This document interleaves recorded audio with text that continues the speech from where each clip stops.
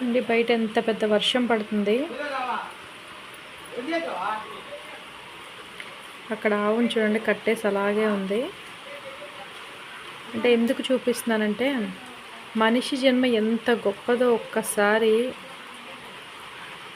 మనం ఒక్కసారైనా అనుకుందామని చెప్పి నేను ఇలా చూపిస్తున్నాను.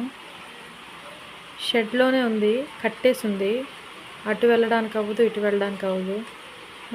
తన బిడ్డల్ని చూసుకోవడానికి అవ్వదు.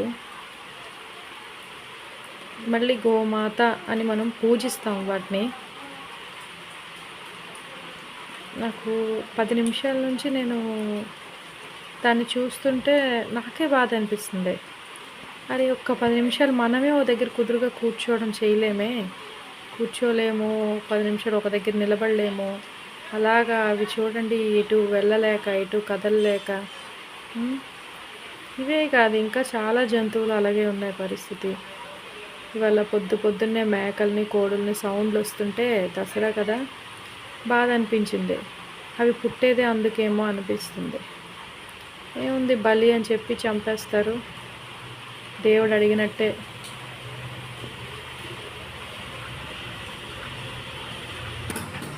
దేవుడు ఏదో నా కోసం మేకను కొయ్యండి, కోడిని కొయ్యండి, అప్పుడే నేను మీ కోరిక తీరుస్తానని ఆవిడేదో వచ్చి కల్లో చెప్పినట్టే. ఎప్పుడు ఏ దేవుడు కూడా అలాంటి ఒక ప్రాణాన్ని తీసామని ఏ దేవుడు ఇది చేయరండి. ఇంకా మనం ఏ కాలంలో ఉన్నామో ఏంటో. ఒక్కసారి మనిషిగా పుట్టినందుకు భగవంతుడికి ధన్యవాదాలు చెప్పుకుంటూ, కష్టాలు సుఖాలు అన్నీ ఉంటాయి. వీటికి ఉండవా? వీటికి ఉంటాయి.